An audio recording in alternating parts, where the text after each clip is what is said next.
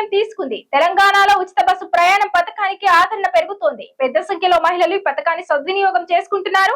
ఇప్పటి వరకు ప్రయాణ సమయంలో ఆధార్ కార్డుని ఎక్కువ మంది గుర్తింపు కార్డుగా వినియోగిస్తున్నారు. కాగా ఇప్పుడు ప్రయాణికులకు ఇక నుంచి ఆధార్ తో అవసరం లేకుండా కొత్త విధానం అమల్లోకి తెచ్చేందుకు కసరత్తు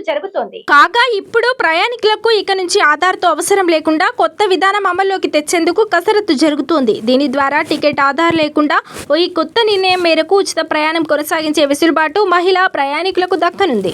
ఆర్టీసీ బస్సుల్లో మహిళలకు ఉచిత ప్రయాణాన్ని మరింత సులభతరం చేయడానికి ప్రభుత్వం మరో కీలక నిర్ణయం తీసుకుంది.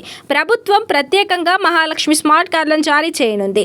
ఈ మేరకు రాష్ట్ర ప్రభుత్వం కసరత్తు చేస్తోంది. ప్రస్తుతం ఆర్టీసీలో విద్యార్థులకు రాయితీ, ఉద్యోగులకు, ఇతరులకు నెలవారీగా సీజన్ పాస్ అమల్లో ఉన్న సంగతి తెలిసిందే.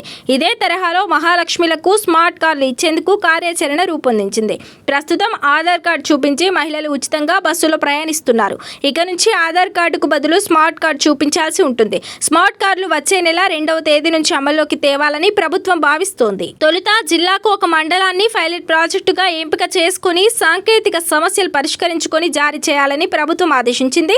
దీనిపై కసరత్తు జరుగుతోంది. మహాలక్ష్మి పథకం లబ్ధిదారులకు ఏటీఎం తరహాలో చిప్ తో కూడిన స్మార్ట్ కార్డు జారీ చేస్తారు. ముందుగా ఆధార్ కార్డు, ఒక ఫోటో సేకరించి మహాలక్ష్మిల ప్రాథమిక సమాచారం చిప్ తో అనుసంధానిస్తారు.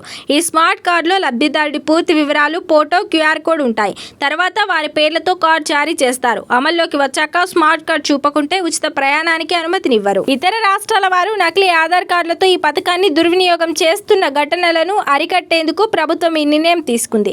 బతుకు తెరువు కోసం పొరుగు రాష్ట్రాల నుంచి ఇక్కడికి వలస వచ్చిన వేలాది మహిళా కూలీలు, ప్రైవేట్ ఉద్యోగులు నకిలీ ఆధార్ కార్డుల సాయంతో బస్సులో ఉచితంగా ప్రయాణిస్తున్నారు. దీనివల్ల ఆర్టీసీకి పెద్ద మొత్తంలో ఆదాయానికి గండి పడుతోంది. కార్డులు అందే వరకు ఆధార్ కార్డు చూపించి మహిళలు ఆర్టీసీ బస్సులో ఉచితంగా ప్రయాణించే అవకాశం దక్కుతుంది.